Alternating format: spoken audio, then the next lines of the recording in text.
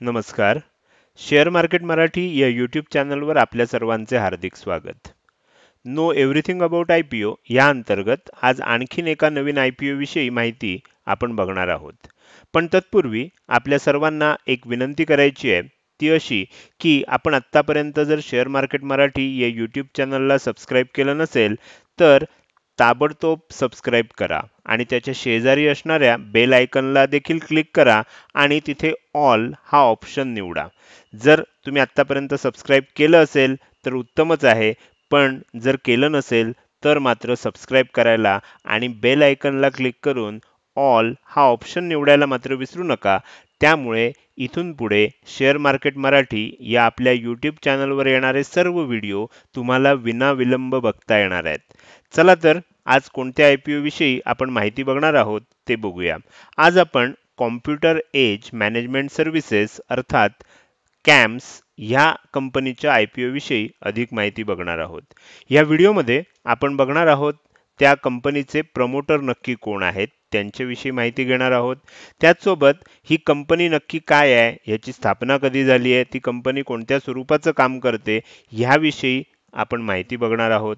त्याचबरोबर या कंपनीमध्ये आपल्याला जर गुंतवणूक करायची असेल तर आपल्याला हे नक्की माहीत पाहिजे की ह्या कंपनीची बलस्थानं काय आहेत, म्हणजे स्ट्रेंथ काय आहेत आणि ह्या कंपनीच्या दृष्टीनं काळजी करण्यासारख्या गोष्टी काय आहेत. तर हे देखील आपण प्रोज आणि कॉन्स ज्याला इंग्लिशमध्ये म्हणतात ते देखील आपण या कंपनीच्या बाबतीमध्ये या व्हिडिओमध्ये समजून घेणार आहोत. त्यानंतर हा जो आय-पी-ओ येतोय तर ह्याविषयी माहिती, त्याच्या तारखा काय आहेत, प्राइस बँड काय आहे, फेस व्हॅल्यू किती आहे वगैरे सगळे जे तांत्रिक डिटेल्स आहेत ते देखील आपण याच व्हिडिओमध्ये समजून घेणार आहोत. त्यानंतर सगळ्यात शेवटी ह्या आय-पी-ओ विषयी माझं स्वतःचं वैयक्तिक मत काय आहे ते देखील मी सांगणार आहे. चला तर सुरू करूया आजच्या व्हिडिओला आणि आपण समजून घेऊया की ह्या कंपनीचे प्रमोटर कोण आहेत. तर एक परदेशी कंपनी आहे ग्रेट टेरेन इन्व्हेस्टमेंट लिमिटेड. ही कंपनी कॅम्स या कंपनीची प्रमोटर कंपनी आहे. आता ही जी प्रमोटर कंपनी आहे ह्या कंपनीचा एकूण कॅम्समध्ये 43.53% इतका मेजॉरिटी शेअर होल्डिंग आहे. ह्या आय-पी-ओ नंतर या कंपनीचा जो वाटा राहणार आहे तो 30.98% इतका राहणार आहे. पण मित्रांनो आणखीन एक गोष्ट इथे लक्षात ठेवायची आहे की ही कंपनी आपले जे शेअर्सचा हिस्सा कमी करते आहे तर ते शेअर्स आय-पी-ओ मधनं विकणार नाहीये, तर हा आय-पी-ओ येण्याच्या आधीच आपला हिस्सा इतर इन्शुरन्स कंपन्या किंवा इतर ज्या काही कंपन्या आहेत त्यांना आपला हिस्सा आधीच विकणार आहे आणि साधारणपणे जर तुम्ही बघितलं तर 12-12.5% हिस्सा कमी करणार आहे. त्यानंतर जर आपण बघणार असू तर ह्यामध्ये आपल्या असं लक्षात येईल की आपलं जे नॅशनल स्टॉक एक्सचेंज आहे तर NSE ही देखील ह्या कंपनीमध्ये को ओनर आहे. त्याचसोबत HDFC हा जो ग्रुप आहे तो देखील या कंपनीमध्ये प्रमोटर किंवा को ओनर, आपण त्याला प्रमोटर नाही म्हणू शकत पण को ओनर म्हणू शकतो, ते आहेत. अर्थात ह्या आय-पी-ओच्या माध्यमातून सगळे जे ह्या कंपनीचे ओनर, प्रमोटर जे कोणी आहेत, शेअर होल्डर जे आहेत ते आपला हिस्सा कमी करणार आहेत आणि त्यातून येणारा जो पैसा आहे तो ह्या कंपनीला न मिळता ते जे कोणी शेअर होल्डर्स आहेत त्यांना मिळणार आहे. हे नक्की काय आहे ते आता आपण समजून घेणार आहोत. तर नियमानुसार सेबीचा जो नियम आहे त्यानुसार ह्या कंपनीचा आय-पी-ओ येत असताना NSE नॅशनल स्टॉक एक्सचेंजचं एक त्यांनी सबसिडरी आहे NSE इन्व्हेस्टमेंट म्हणून, तर त्यांनी ह्याच्यामध्ये केलेली जी गुंतवणूक आहे ती त्यांना सगळी आपले शेअर्स विकून NSEला ह्या कंपनीमधनं पूर्णपणे बाहेर पडावं लागणार आहे. आता तुम्ही जर बघाल तर ह्यालाच ऑफर फॉर सेल असं म्हणतात. ऑफर फॉर सेल म्हणजे नक्की काय, तर एखादा जो शेअर होल्डर असतो तो अशा आय-पी-ओच्या माध्यमातून किंवा वेगवेगळ्या माध्यमातून आपले जे सगळे शेअर्स आहेत हे सामान्य लोकांना विकण्यासाठी उपलब्ध करतो. त्याला ऑफर फॉर सेल असं म्हणतात. आता जर आपण बघितलं तर सध्या NSE इन्व्हेस्टमेंट ही जी कंपनी आहे त्या कंपनीचा कॅम्स या कंपनीमध्ये 37.48% वाटा आहे. म्हणजे तुमच्या असं लक्षात येईल की ही 2 नंबरची मोठी होल्डिंग कंपनी आहे. 1 नंबरची ग्रेट टेरेन इन्व्हेस्टमेंट लिमिटेड आहे, त्याचा 43.53% वाटा आहे आणि NSEचा 37.48% वाटा या कंपनीमध्ये आहे. ह्या आय-पी-ओ नंतर NSE ही कंपनी ह्या कॅम्स या कंपनीमधनं पूर्णपणे बाहेर पडणार आहे. म्हणजे हा 37.48% जो वाटा आहे, हा सगळाच्या सगळा वाटा, सगळेच्या सगळे शेअर्स NSE विकून टाकणार आहे. आणि त्यामुळे NSEच्या दृष्टीनं ही ऑफर फॉर सेल आहे आणि कंपनीला म्हणजे ह्या IPO मध्ये आपण जी गुंतवणूक करणार आहोत, ती गुंतवणूक केलेले जे पैसे आहेत, ते ह्या कंपनीला, कॅम्स या कंपनीला न मिळता त्याचे जे शेअर होल्डर्स आहेत, पूर्वीचे शेअर होल्डर्स आहेत, त्यांना ते मिळणार आहेत. तर ह्याला आपण ऑफर फॉर सेल असं म्हणतो. त्यानंतर आपण या कंपनीविषयी थोडीशी माहिती समजून घेऊया. या कंपनीची स्थापना जी आहे ती 1988 साली झाली आहे. यावरून तुमच्या असं लक्षात येईल की खूप जुनी कंपनी आहे आणि या कंपनीचं जे हेड ऑफिस आहे ते चेन्नईला आहे. त्यानंतर संपूर्ण भारतामध्ये म्हणजे एकूण 25 राज्यात आणि 5 केंद्रशासित प्रदेशात मिळून 278 सेवा केंद्र म्हणजे आपण असं म्हणूया की ह्या कंपनीची 278 ऑफिसेस संपूर्ण भारतभर पसरलेली आहेत. जवळपास सगळा भारत यांनी कव्हर केलेला आहे. त्यानंतर ही नक्की कंपनी काय करते? तर तुम्हाला असं लक्षात येईल की जी टेक्नॉलॉजी वर आधारित किंवा तंत्रज्ञानावर आधारित ज्या इन्फ्रास्ट्रक्चर सर्व्हिसेस असतात, पायाभूत सेवा असं ज्याला म्हणतात आणि सुविधा असतात, ते पुरवणे हे या कंपनीचं काम आहे. नक्की ही कंपनी काय काम करते हे ह्याच स्लाइडवर आपण आणखीन थोडं पुढे गेल्यावर समजून घेणार आहोत. ही कंपनी भारतात जे म्युच्युअल फंड्स आहेत, त्या म्युच्युअल फंडसाठी सगळ्यात मोठी रजिस्ट्रार आणि ट्रान्सफर एजंट आहे. आता तुम्हाला हे नाव ऐकल्यावर नक्की काय करते हे लक्षात आलं नसेल. आपण थोड्याच वेळात नक्की रजिस्ट्रार आणि ट्रान्सफर एजंट म्हणजे काय हे देखील समजून घेणार आहोत. त्यानंतर आपण पुढे जाऊया. म्युच्युअल फंडमध्ये या कंपनीचा जो शेअर आहे तो 70% म्युच्युअल फंडचा बिझनेस जो आहे तो ह्या कंपनीकडे आहे. दुसरी एक कंपनी आहे कार्वी. तर कार्वी या कंपनीकडे उरलेला वाटा आहे. म्हणजे तसं बघायला गेलं तर मेजॉरिटीमध्ये ह्या क्षेत्रामध्ये दोनच मोठ्या कंपन्या आहेत. एक आहे कॅम्स जिचा मेजॉरिटी स्टेक आहे, मेजॉरिटी वाटा आहे आणि उरलेला जो 30% आसपास वाटा आहे त्याच्यामध्ये कार्वी म्हणून दुसरी कंपनी, अर्थात ती कंपनी काही लिस्टेड नाही आहे. त्यामुळे ही जेव्हा कंपनी लिस्टेड होईल तेव्हा ही ह्या क्षेत्रात काम करणारी एकमेव कंपनी, लिस्टेड कंपनी असणार आहे. त्यानंतर म्युच्युअल फंड कंपन्यांसोबतच ही कंपनी जर बघितली तर ज्या इन्शुरन्स कंपन्या असतात, ज्या बँकिंग कंपन्या असतात, ज्या नॉन बँकिंग कंपन्या असतात किंवा AIF म्हणून एक फंड असतात म्हणजे alternative investment fund. Mutual fund सारखेच असतात पण ते अल्टरनेटिव्ह प्रकारचे इन्व्हेस्टमेंट फंड असतात.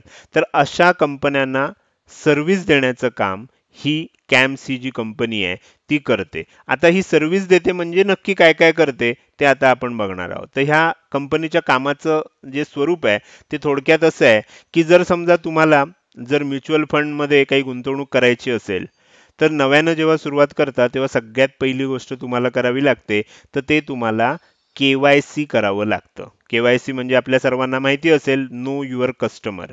तर म्युच्युअल फंडमध्ये आपल्याला माहिती आहे की अनेक म्युच्युअल फंड हाऊसेस आहेत.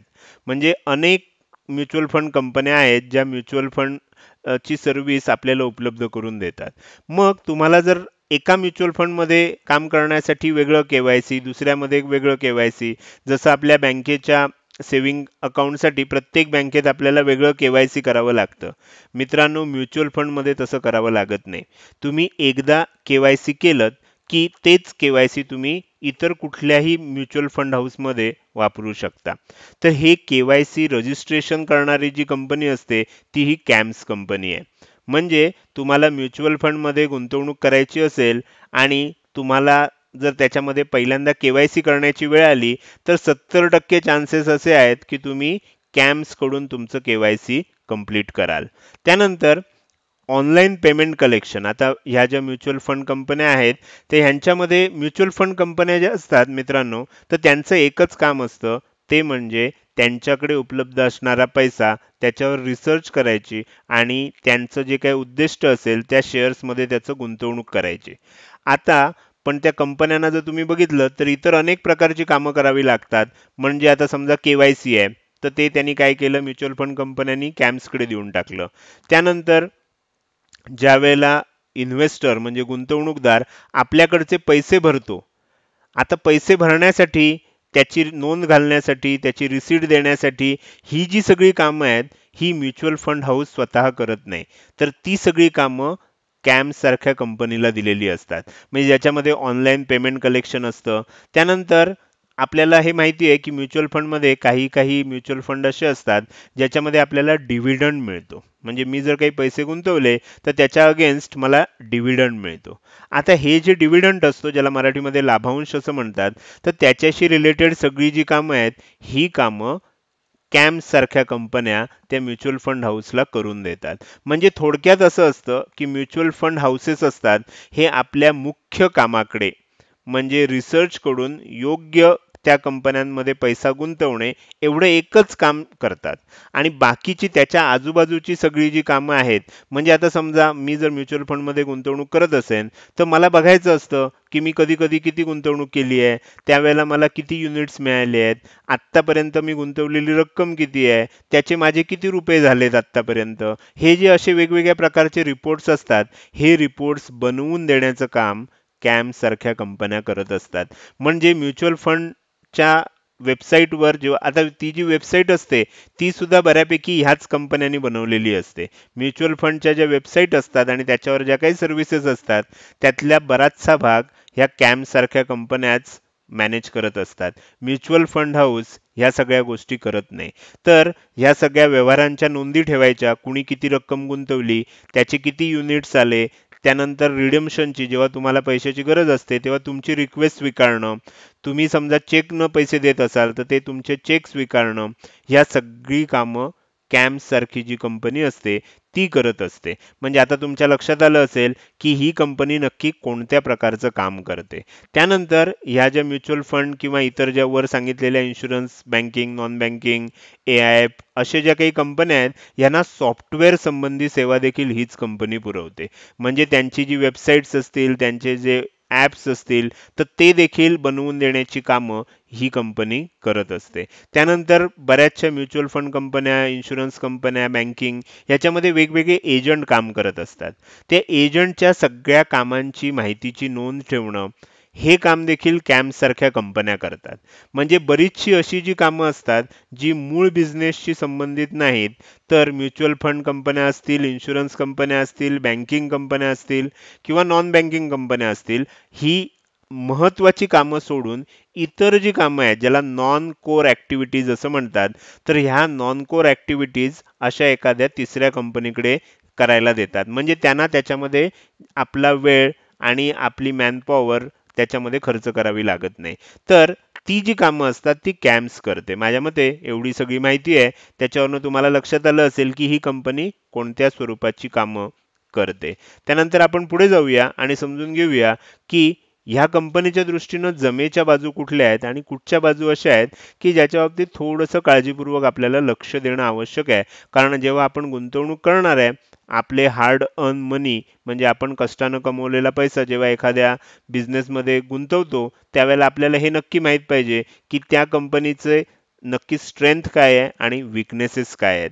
तर ते आपण या आत्ताच्या स्लाइडवरनं समजून घेणार आहोत. आता फायदेशीर बाजू अशी आहे की म्युच्युअल फंड कंपन्यांना ही पायाभूत सेवा आणि सुविधा देणारी कंपनी आहे. आणि आपल्याला माहिती आहे की म्युच्युअल फंड हा जो बिझनेस आहे, हा भारतामध्ये प्रचंड वाढण्याचा स्कोप असणारा बिझनेस आहे आणि इथून पुढे प्रचंड वाढत देखील जाणार आहे. मागच्या 4, 5, 6 वर्षात जर बघितलं तर म्युच्युअल फंडमध्ये प्रचंड वाढ झालेली आहे. गुंतवणूकदारांची संख्याही वाढलेली आहे, त्याच्यामध्ये येणारी गुंतवणूक देखील वाढलेली आहे आणि हा प्रचंड विस्तारत जाणारा आणि ज्याला स्कोप आहे असा बिझनेस आहे. नॅचरली म्युच्युअल फंड कंपनीची जर ग्रोथ होत असेल, तर त्याला सर्व्हिस देणाऱ्या कॅम्प सारखी जी कंपनी आहे याची देखील नक्कीच ग्रोथ होणार. तर त्यामुळे ही या कंपनीच्या दृष्टीनं फायद्याची बाजू आहे. त्यानंतर आणखीन एक फायदेशीर बाजू आहे की वेगवेगळ्या कंपन्यांना ही कंपनी तंत्रज्ञानावर आधारित सेवा पुरवते. तंत्रज्ञानावर आधारित सेवा पुरवत असल्यामुळे ती सेवा पुरवणं सोपं असतं. त्याच्यासाठी काही इन्फ्रास्ट्रक्चर फार मोठं उभारण्याची गरज नसते. त्यामुळे अतिशय जलद गतीनं सेवा देणं या कंपनीला शक्य असतं. त्यानंतर जर तुम्ही बघितलं तर आपण कंपनीची माहिती घेत असतानाच बघितलं होतं की संपूर्ण भारतभर या कंपनीचं फिजिकल नेटवर्क आहे, म्हणजे ऑफिसेस आहेत.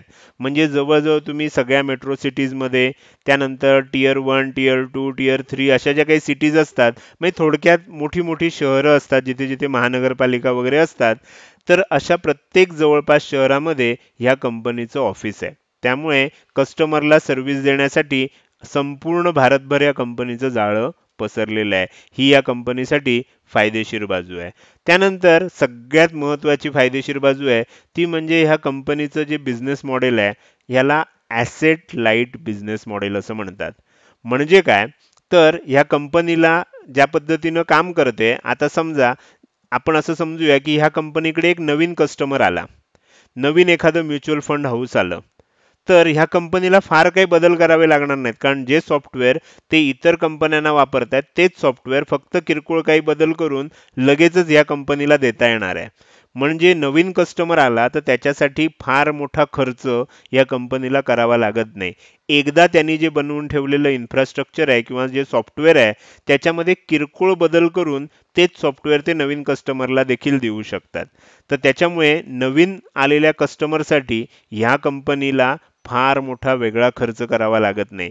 त्याच्यामुळे नवीन गुंतवणूक फार कमी राहते आणि बिझनेस मात्र वाढतो. असे जे काही बिझनेस मॉडेल्स असतात त्यांना ॲसेट लाईट बिझनेस मॉडेल असं म्हटलं जातं. तर ही या कंपनीच्या दृष्टीनं फायदेशीर बाजू आहे. आता काही काही बाजू अशा असतात की ज्याच्या बाबतीत थोडंसं आपल्याला काळजीपूर्वक लक्ष देणं आवश्यक आहे. त्या काय ते देखील आपण समजून घेणार आहोत. ह्या कंपनीचा जो IPO येतोय त्याच्यामध्ये आपल्याला पुढे जाऊन आपण बघणार आहोत की ₹1230 हा अप्पर प्राइस बँड आहे. म्हणजे जास्तीत जास्त ₹1230 आपण ॲप्लाय करू शकतो. जर प्रति शेअर ही किंमत घेतली तर जो काही पीई रेशो येतो, हा पीई रेशो थोडासा जास्त वाटतोय. आणि त्याच्यामुळे काय आहे, अर्थात इथून पुढे जर बघितलं तर ह्याच्यामध्ये वाढ होण्याची शक्यता आहे. कंपनीचा बिझनेस चांगला आहे. त्यामुळे पीई रेशो जरी जास्त असला तरी थोडीफार काळजी आपल्याला घ्यायला लागणार आहे. पण खूप मोठी काळजी घेतली पाहिजे किंवा ही खूपच निगेटिव्ह गोष्ट आहे अशातलं काही नाही. खूप ह्याच्यापेक्षा हायर पीई रेशो असणाऱ्या कंपन्या देखील खूप चांगला परफॉर्मन्स देत असतात. मात्र टेक्निकली आणि फंडामेंटली पीई रेशो जास्त असणं सुरुवातीच्याच काळात हे थोडंसं काळजीची बाजू नक्कीच होऊ शकते.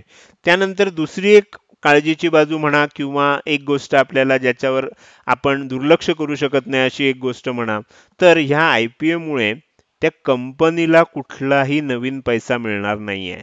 बऱ्याच वेळेला काय होतं, की जेव्हा एखादी कंपनी IPO मार्केटमध्ये आणत असते, तेव्हा फ्रेश इक्विटी उपलब्ध करून देत असते. म्हणजे नवीन शेअर लोकांना उपलब्ध करून देत असते.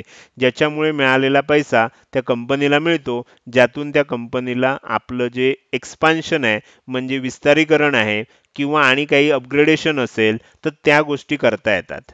मात्र ह्या IPOमुळे जे पूर्वीचे इन्व्हेस्टर आहेत, पूर्वीचे जे शेअर होल्डर आहेत, म्हणजे आत्ताच सांगितल्याप्रमाणे NSE ही कंपनी आहे, HDFC आहे, तर ह्या कंपनींना हा सगळा पैसा मिळणार आहे. म्हणजे ह्या कंपनीला डायरेक्टली काही मिळणार नाहीये. फक्त एकच गोष्ट होईल, की जी आत्तापर्यंत कंपनी लिस्टेड नव्हती, ती कंपनी आता लिस्टेड होईल. तर हा त्याच्यामध्ये नक्कीच बदल होणार आहे आणि तसं बघायला गेलं तर हा एक छोटासा कन्सर्न होऊ शकतो. खूप मोठं काळजीचं किंवा खूप मोठी निगेटिव्ह अशी काही गोष्ट असत नाही. बऱ्याच वेळेला अनेक कंपन्या अशाच पद्धतीने एखादी कंपनी नावारूपाला आणतात आणि त्यानंतर जेव्हा ती खूप चांगल्या पद्धतीनं चालायला लागते, आपले सगळे पैसे असतात त्या कंपन्या त्यातनं काढून घेतात. तर अशा पद्धतीनंच बिझनेस मॉडेल असतात. त्यामुळे पण हे आपल्याला इथे लक्षात घेतलं पाहिजे. त्यानंतर तिसरी महत्त्वाची गोष्ट आहे, की ज्याच्या बाबतीत मी काळजीची बाजू असं म्हणू शकतो, ती म्हणजे रेव्हेन्यू ग्रोथ चांगली आहे. म्हणजे त्यांना जे मिळणारं उत्पन्न आहे, हे चांगलं आहे. त्याच्यात होणारी वाढ देखील चांगली आहे. पण खूपच उत्तम म्हणावी अशी नाहीये. हे इथे लक्षात घ्या. तर रेव्हेन्यू ग्रोथ जो असते, ती खूपच उत्तम अशी नाहीये. हे इथे आपल्याला काय आहे, थोडीशी काळजीची बाजू देखील असू शकते. त्यानंतर आणखीन एक गोष्ट आहे, जरी या कंपनीनं डायव्हर्सिफिकेशन केलेलं असलं, म्हणजे म्युच्युअल फंड बरोबरच इन्शुरन्स कंपन्या, बँका, नॉन बँकिंग क्षेत्र, त्यानंतर अल्टरनेटिव्ह इन्व्हेस्टमेंट फंड्स, AIF अशा वेगवेगळ्या मॉडेलमध्ये जरी या कंपनीनं आपलं डायव्हर्सिफिकेशन केलं असलं, तरी ह्या कंपनीचा मॅक्झिमम म्हणजे जवळपास 86% जो व्यवसाय आहे हा म्युच्युअल फंडवरच अवलंबून आहे. 14% जो वाटा आहे तोच इतर सगळ्या बिझनेसमधून येतो. तर त्याच्यामुळे एका ह्याच्यावर जास्त अवलंबून असणं ही एक थोडीशी काळजीची बाजू आहे. तर आपण या कंपनीचे फायदेशीर बाजू कुठल्या म्हणजे कंपनीच्या दृष्टीनं गुंतवणूक करताना आपल्याला हे जे दोन्ही बाजू बघाव्या लागतात ते आपण इथे बघितलेले आहेत. त्यानंतर आपण या कंपनीच्या IPOच्या तांत्रिक बाबींकडे येऊया. तर हा IPO 21 सप्टेंबर म्हणजे सोमवार दिनांक 21 सप्टेंबर 2020 ते आपण बघितलं तर बुधवार दिनांक 23 सप्टेंबर 2020 या काळात आपल्याला अर्ज करण्यासाठी उपलब्ध असणार आहे. तर ह्याच दरम्यान आपण अर्ज करणं आवश्यक आहे. त्यानंतर ₹1229 ते ₹1230 ह्या प्राइस बँडमध्ये आपल्याला तो उपलब्ध आहे. म्हणजे पर शेअर जी IPOची किंमत ठरवलेली आहे ते 1229 ते 1230 आहे आणि या प्रत्येक शेअरची जी फेस व्हॅल्यू आहे दर्शनी मूल्य जे आहे ते ₹10 असणार आहे. त्यानंतर ह्याचा जो लॉट साईज आहे तो 12 शेअरचा आहे. म्हणजे आपल्याला कमीत कमी 12 शेअर्स याच्यामध्ये घ्यावेच लागणार आहेत. आता एका लॉटसाठी आपण जर बघायला गेलं तर 12 गुणिले 1230 ह्याचं उत्तर येतं ₹14,760. आत्तापर्यंत तुम्हाला लक्षात आलं असेल की IPO हा साधारणपणे जास्तीत जास्त ₹15,000 इतक्या गुंतवणुकीचाच बनवला जातो. तर ₹15,000 हे अप्पर लिमिट बऱ्यापैकी पाळलं जातं. एका लॉटसाठी आपल्याला ₹14,760 इतकं गुंतवणूक करणं आवश्यक असणार आहे. आपण सगळे रिटेल इन्व्हेस्टर या क्षेत्रात येतो, या आपल्या कॅटेगरीमध्ये येतो. त्यामुळे आपल्याला कमीत कमी एक लॉट आणि जास्तीत जास्त 13 लॉटसाठी अर्ज करता येणार आहे. कारण एक रिटेल इन्व्हेस्टर जास्तीत जास्त ₹2,00,000ची गुंतवणूक एका IPO मध्ये करू शकतो. त्यामुळे 13 लॉट आपण जर घेतले 13 गुणिले 12 जेवढी काही किंमत होईल गुणिले 1230 ही जी काही उत्तर येईल हे 2,00,000पेक्षा जास्त होता नये एवढं आपल्याला त्याच्यामध्ये बघावं लागतं. त्यानंतर काही महत्त्वाच्या तारखा आहेत या IPOच्या संदर्भात ते आपल्याला माहीत असणं आवश्यक आहे. तर ह्याचं जे अलॉटमेंट होणार आहे ते 28 सप्टेंबर 2020 संध्याकाळ रात्रीपर्यंत अलॉटमेंट होईल. अगदी थोडंफार उशीर झाला तर 29 सप्टेंबरला सकाळी अलॉटमेंट ह्याचं आपल्याला समजू शकेल. 28 सप्टेंबरला आपण चेक करू शकतो की आपल्याला हा शेअर जर आपण अर्ज केला असेल तर त्याचं अलॉटमेंट म्हणजे हे आपल्याला IPO लागलाय की नाही लागला ते आपल्याला समजू शकतं. 29 सप्टेंबरपासून आपण जर पैसे गुंतवले असतील आणि आपल्याला अलॉटमेंट झालं नसेल तर 29 सप्टेंबरपासून आपले पैसे जे आपल्याच अकाउंटला असतात मात्र होल्डवर ठेवलेले असतात तर ते रिलीज केले जातील. तुमच्या अकाउंट बॅलन्समध्ये जर तुम्हाला हा IPO लागला नाही तर तुम्हाला तुमच्या बॅलन्समध्ये दिसू लागतील. त्यानंतर तुम्ही जर बघितलं तर तुमच्या डीमॅट अकाउंटमध्ये हा शेअर जमा होण्यासाठी 30 सप्टेंबर 2020 ही तारीख आहे. 30 सप्टेंबरपर्यंत तुमच्या डीमॅट अकाउंटमध्ये हा शेअर जमा होऊ शकतो. त्यानंतर तुम्ही जर बघितलं तर टेंटेटिव्ह लिस्टिंग डेट जी आहे ती 1 ऑक्टोबर 2020 आहे. आता तुम्ही म्हणाल की टेंटेटिव्ह का? तर ह्या सगळ्या तारखा ज्या आहेत ह्या टेंटेटिव्ह असतात. ह्याच्यामध्ये कमी जास्त करण्याचं शक्यतो जास्तच म्हणजे एखादा दिवस पुढे जाण्याची शक्यता सुद्धा असू शकते. तशी मुभा सेबीनं दिलेली असते. त्यामुळे ह्या ज्या सगळ्या तारखा मी सांगतोय ह्या टेंटेटिव्ह आहेत. 21 सप्टेंबर ते 23 सप्टेंबर ह्या तारखा मात्र फिक्स आहेत. बाकी ज्या महत्त्वाच्या तारखा सांगतोय याच्यामध्ये थोडासा एखादा दिवसाचा मागे पुढे फरक होऊ शकतो. तर हे झालं या IPO विषयी डिटेल माहिती. त्यानंतर या IPO विषयी मी माझं वैयक्तिक मत तुम्हाला इथे सांगणार आहे. तर मला हा IPO गुंतवणुकीसाठी योग्य वाटतोय. ह्या IPO मध्ये आता कुठल्याही IPO मध्ये जेव्हा आपण इन्व्हेस्ट करत असतो तर त्याच्यामध्ये दोन आपले उद्देश असू शकतात. पहिला उद्देश असतो की आपल्याला लिस्टिंग गेन मिळेल का? हा आपला पहिला उद्देश असतो आणि दुसरा उद्देश असतो की लाँग टर्म जर मी ह्याच्यामध्ये गुंतवणूक करायची ठरवली तर ते योग्य राहील का? तर लिस्टिंग गेन या IPO मध्ये माझ्या दृष्टीनं चांगली मिळू शकते. साधारण 20% ते 50% इतका परतावा ह्याच्यामध्ये आपल्याला मिळू शकतो. तर लिस्टिंग गेनच्या दृष्टीनं जरी मला गुंतवणूक करायची असेल तरी देखील मी ह्याच्यामध्ये गुंतवणूक करू शकतो आणि दीर्घकालीन म्हणजे लाँग टर्म इन्व्हेस्टमेंटसाठी सुद्धा मला हा IPO चांगला वाटतोय. कारण लाँग टर्ममध्ये म्युच्युअल फंड इंडस्ट्री आणि बाकीच्या इंडस्ट्रीज ह्याच्यामध्ये नक्कीच वाढ होणार आहे. त्यामुळे या IPOची सुद्धा किंवा या कंपनीची सुद्धा त्यानुसारच त्यांना चांगला बिझनेस इथून पुढे मिळत राहील आणि ही कंपनी अधिकाधिक चांगल्या पद्धतीनं काम करत राहील असं माझं वैयक्तिक मत आहे. अर्थात हे सगळं सांगत असताना मला इथे एक स्टँडर्ड डिस्क्लेमर देणं अतिशय आवश्यक आहे. ते म्हणजे हे जे काही मी सांगितलंय हे वैयक्तिक माझं मत सांगितलेलं आहे. मी इन्व्हेस्टमेंटचा सल्ला, इन्व्हेस्टमेंट ॲडवाईस तुम्हाला दिलेला नाही. तुम्हाला जर ही सगळी माहिती योग्य वाटली तर तुम्ही तुमचं रिसर्च करू शकता. तुमचे जे कोणी फायनान्शियल ॲडवायझर असतील त्यांचा सल्ला घेऊ शकता आणि तुम्हाला जर गुंतवणूक करायची झाली तर तो निर्णय तुमचा स्वतःचा असेल. मी सांगतो म्हणून गुंतवणूक करू नका. हे जे स्टँडर्ड डिस्क्लेमर आहे हे ह्या ठिकाणी देणं आवश्यक आहे. आजच्या या व्हिडिओमध्ये आपण इथेच थांबणार आहोत. तुम्हाला जर हा व्हिडिओ आवडला असेल तर नक्की लाईक करा. कसा वाटला ते कमेंट सेक्शनमध्ये सांगायला अजिबात विसरू नका मित्रांनो.